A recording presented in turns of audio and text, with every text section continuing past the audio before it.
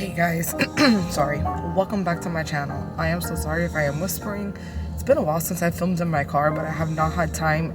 State tests are here, and it's just been prepare with end of year preparations for like certificates and stuff for my students. So I really have not had time to film like a sit down video. If you could hear her snoring, my daughter's like right behind me right here, sleeping, but it's okay because I really did not read many books in the month of April either. I have to admit, I've been on like a little bit of a slump, and it's been one thing after the other, and it seems like May is going to be the same exact way. However, if I didn't introduce myself, I'm sorry. My name is Elizabeth. Hi, welcome or welcome back. Anyways, I only read 3 books last month, but that's okay. You know what? I'm gonna take it as it comes. My reading goal is 50 books for the year. I am almost halfway there, and that is okay. In March, I considered like the spring. So April is also a month of spring for me. So I started reading more books. So I don't even know what books I've read in March, to be honest with you. But I get in like my historical fiction era, and it's like World War II historic fiction. So I continued along with that. And the first book that I read in the month of April was The Nightingale by Kristin Hannah. She is a thick book. Hold on, because this one has like extra stuff about the author, like a Q&A and things like that. My best friend just texted me. 564 pages of a book. I don't even remember what I gave it. I loved the book. That is the first, I'm checking my Goodreads. That is the first Kristin Hannah book I have ever read. And it really did not disappoint. I buddy read it with a former student of mine. He was ahead, and then I pulled ahead, and it was like almost midnight one night when I finished it because I could not put it down. I had to finish it. These women, I gave it 5 stars. These poor women. It's the story of 2 sisters. Juliet is one, and then I don't remember what the other one was named. I don't remember the name of the other one.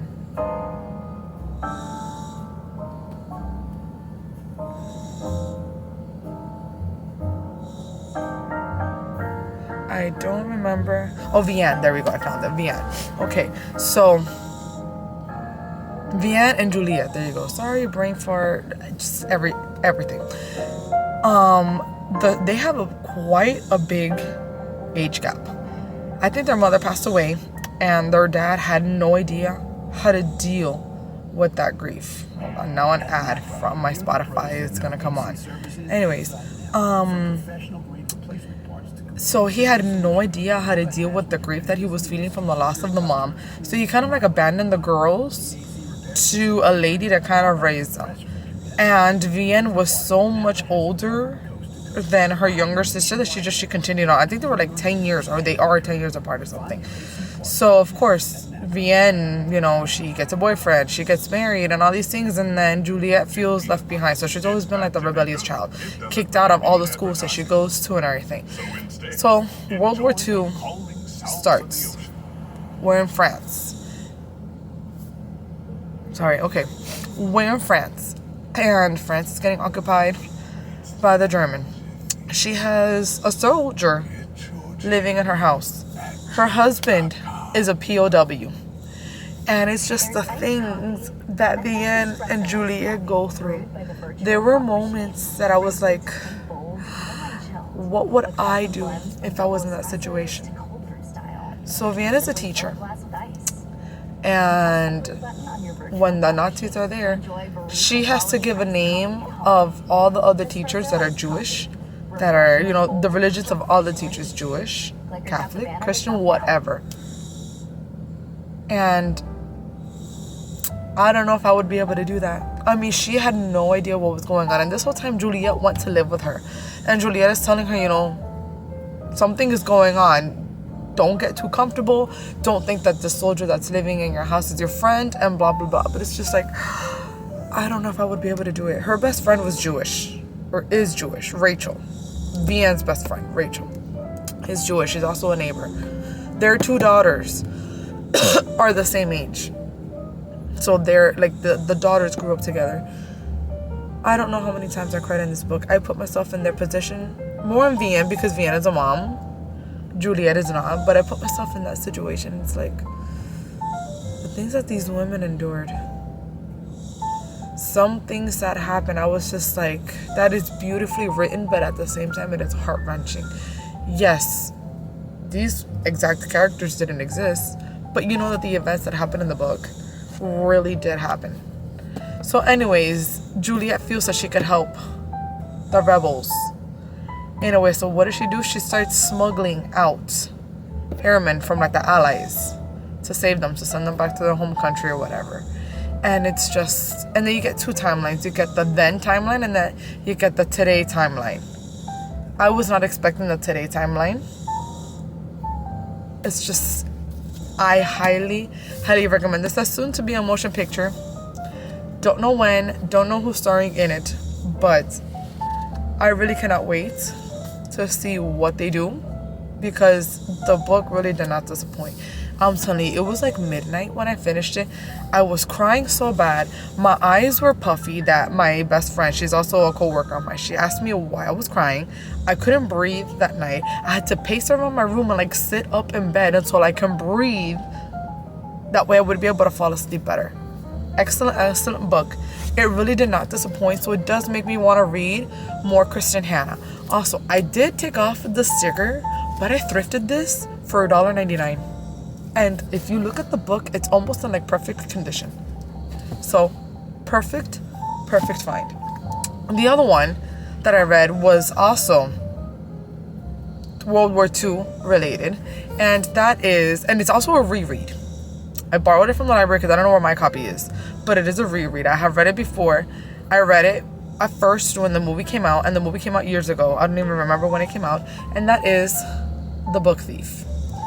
I remembered one part of the book, and it was the part where her family was hiding a Jew. And these aren't really spoilers, because let me see. It says it in the back, when Lisa's foster family had the Jewish man in their basement. So there you go. That part I remember, the Jewish man. The other details, I did not remember. It was interesting because Death is telling you the story. So Death knows exactly what's gonna happen, and he kind of he gives you clues. He foreshadows things that it's gonna happen. So for example, just to say an example, the main character, her name is Lisa. One little spoiler. She's fine. That's all I'm gonna say. She's fine. But I'm gonna use her as an example. It'll tell you, oh, this isn't a happy ending for Lisa, but that time will come later. So it kind of like foreshadows that something is gonna happen, or it'll tell you flat out, Lisa's going to die, but not quite yet. And it kind of like gives you the story building up until the moment that whatever bad thing is supposed to happen to that character happens. So that did make me want to keep reading, because it's like, oh, okay, so something bad is supposed to happen to this character, since I had no idea what it was, because God knows I did not remember. It made me want to keep reading. What I found kind of weird is like, I don't like the fact that, for example, it has no number, so I can't tell you I'm on chapter 5, I'm chapter 10 or whatever. I would have to go to that category. What I did like was that some of them are short. So this is like one little chapter. It's literally like 3 or 4 pages. I did remember the book burnings. That is not a spoiler. It is in the back of the book. I did not remember, and I just read that it was her foster family. I did not remember that it was a foster family. And I'm going to repeat, the only detail that I remember was that they were hiding a Jewish man in the basement. That is all I literally remember. I rated it the first time I read it, which was back, I don't even know when. I will tell you now because my phone will tell me. Let's see if it will. Add or edit dates. I did it in July of 2015. I started it and I finished it in July of 2015. So it had been almost 10 years since I read the book. 10 years ago, I rated it a 5-star. This year, I rated it a 4-star. I don't know why. There were moments where I got lost. I completely closed that on my Goodreads, sorry. There were moments where I got lost. I don't know why, and I really don't remember. I remember I did like the book. I did enjoy it. It was fast-paced. It did keep me reading. Like I said, what is that bad thing that's going to happen to Johnny? Or what does that have to do with the events of what's going to go on in the story? I didn't remember the ending. I did cry at the ending, even though I didn't remember it. But like I said, it was all like brand new to me, or for me. So I really, really enjoyed it. And I really, really, really do recommend this book if you're looking for a good historical fiction. It is based on Lisa, her life with her foster family. It explains why she's with a foster family. And it just kind of like her life growing up, because the book takes place within a few years. So like when she got there, and then you kind of get to see more to today. Obviously not today, because this book I read it back in 2015, so it's not so much 2025, but more in modern day. It says here that it came out, I don't even know when. I'm looking, 2005. So I read it like 10 years after it was published, so it's been around for 20 years. So you know what I mean, like in more modern times. It finishes in more modern times. And it was beautifully written. I did not remember that Death is the narrator. So that was kind of a funny take, because I think this is the second book that I ever read, maybe second or third, that I ever read that Death is like an actual character. And it's so funny, okay, because it talks about World War II, so obviously, you know, there's a lot of death. But it's like, you get his perspective on it too. He's like, like for him to say that he was so overwhelmed with the amount of deaths that occurred during World War II, it was kind of like, dang, I bet he was, you know, with everything that was going on, he had to be in 20 million places at once. I don't know. That's just the way my brain started working. So I did enjoy that one. And then the last one that honestly took me almost a whole month. I didn't even physically read it. I listened to it. But it took me...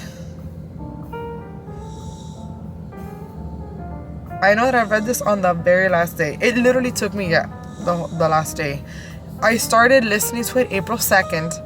And I finished April 30th. So literally the whole month it took me to read this. Hold on, I need to text someone because it's an appointment that I have and they're at my house and I'm not there.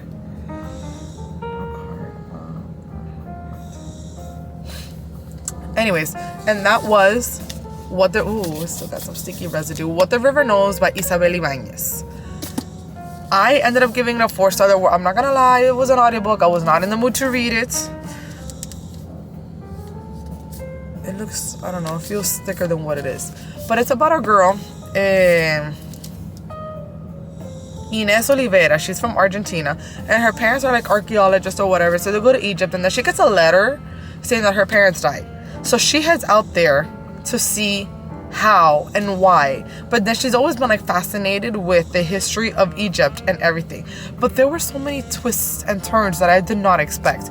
I know that there is a second part to it. I would have listened to it because I'm really not in the mood to read it, because like I said, I was not in the mood to read this. I just picked it up because everything else that I was in the mood for wasn't available in audiobook, and I was reading other books. I was actually reading one that I finished at the beginning of the month. So that'll be in a different video. But I can't find the second one. My county doesn't have it on audiobook. The county above me, I have somebody's library card borrowed, they don't have it either. So I'm going to have to sit down and read it. But right now I'm reading like a mini series. And then when I'm done with this series, there's another series that I want to start. And I'm just, long story short, I am not in the mood to read it right now. I don't know if I will. Don't know. I mean, I should, because this book kind of does finish on a cliffhanger, especially with all the twists and turns, because after something that's revealed in this book, I'm curious to know how that revelation is going to affect Inez and what's going to happen in the second book. So I might have to pick it up before, like when I finish this series and then before I start the other series, because it is a duology, so it's just one more book that I have left. But I'm going to have to physically read it. And I'm kind of in... It does have a romance, but it's a YA romance. It's more of like an adventure, magical realism type thing. But, I don't know. I will see. I will let you know in a future video. Anyways, this one wasn't so bad. With all the twists and turns and everything that popped up, I ended up giving it a 4-star. Because there were moments that I was doing whatever and I was like, ooh, was not expecting that. Or, oh, yep, I expected that. Or... it just didn't play out the way I thought it would or whatever. But it really wasn't bad. I don't know what else to say without giving it away, especially without giving away what's going to happen at the end. But I did enjoy it. 4-star. So there are the 3 books that I read in the month of April. So far, I have read 1 book in May. Hopefully May will go a little bit better. We shall see. But I will catch you guys in the next one. Please, if you've read any of these books, comment down below what you thought of them, or just put down in the comments the books that you have read and what was your favorite book of the month. So either way, thank you so much for watching, and I'll catch you guys next time. Bye.